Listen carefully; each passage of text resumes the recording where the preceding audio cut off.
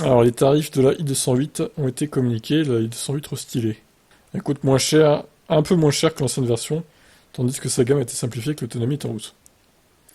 Alors, par contre, ils ont enlevé la version de base, donc du coup, bah, le ticket d'entrée de la voiture est plus élevé, même si ça coûte légèrement moins cher. Il faut quand même le préciser, quoi. Hein. Donc, ça démarre à 35 300 euros hors bonus, donc moins 5 000 égale 30 000 euros pour une citadine.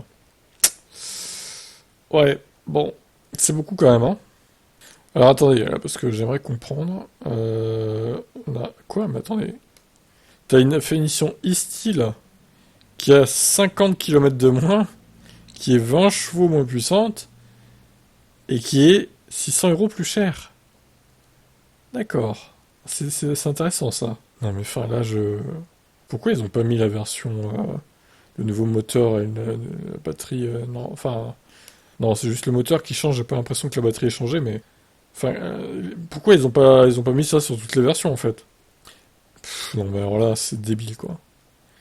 La précédente i208 commence à 34 800 euros en version light, disparue avec le restylage, et avec un moteur de 136 chevaux. La finition allure démarre quant à elle à partir de 37 400, tandis que la GT est accessible à 39 300. Dotation généreuse. On note que la version, le moteur de 136 chevaux n'est disponible que sur la nouvelle finition intermédiaire style, basée sur l'allure juste au-dessus. Du coup, laissez penser que ce dernier va bientôt disparaître.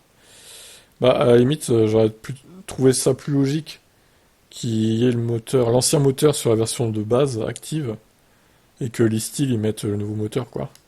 Ça, c'est totalement con, là, je veux dire, il n'y a aucune logique, quoi. Qu'est-ce que vous en pensez, vous? Alors, je vais juste finir quand même. L'ancienne finition d'entrée de gamme Like s'en est allée, c'est...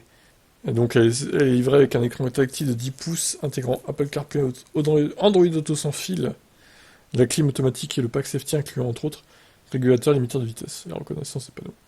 La version 136 chevaux embarque une batterie de 50 kWh, donc 46,3 kWh net, qui lui permet de parcourir 362 km. La nouvelle version, ouais, si, elle est quand même plus grosse la batterie. Hein.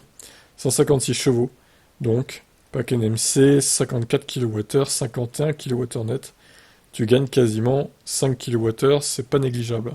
Bon bref, n'achetez pas la e-style. Là franchement, qu'est-ce que...